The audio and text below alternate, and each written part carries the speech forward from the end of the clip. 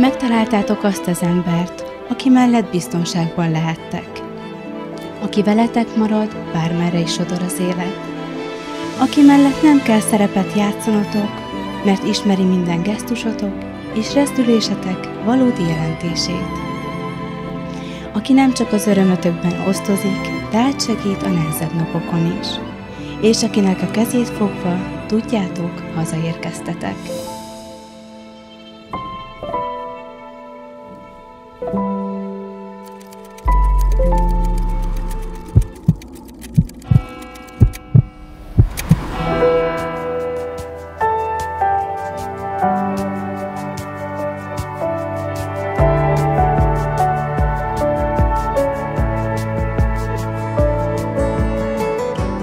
Csodálatos érzés, ha a lelkünk támaszra és vigasztal el valakiben, és önmagunk lehetünk anélkül, hogy át kellene gondolnunk, mit és hogyan mondjunk.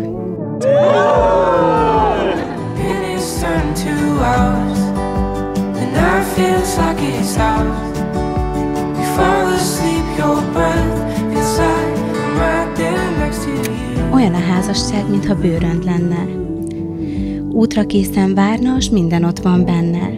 Minden, ami kellhet majd a boldogsághoz, minden, ami közös jövőt meghatároz. Hát a bőrön stimmel, ám üresen kapjuk, s tőlünk függ készlete, tele mivel rakjuk. Mi töltjük meg szépen, érző tartalommal, s ehhez tudunk nyúlni minden alkalommal.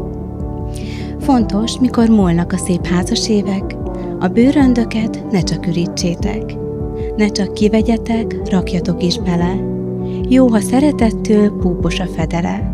Érzések, emlékek, apró szívességek, figyelem és idő, apró kedvességek. Mert a vanból mindig sokkal könnyebb adni, szeretettel könnyű boldognak maradni.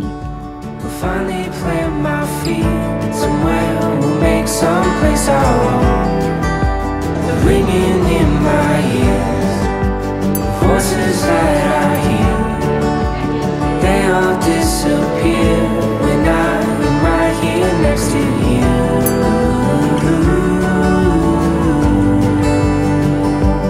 Next to you.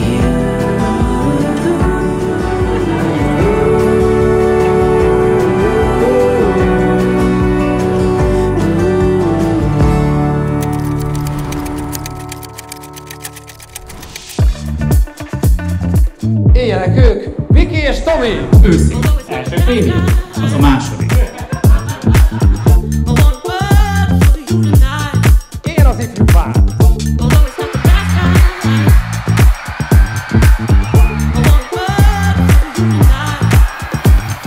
Amit látok rajtuk folyamatosan az az, hogy kiegyensúlyozottak, és ami a legfontosabb, hogy boldogok.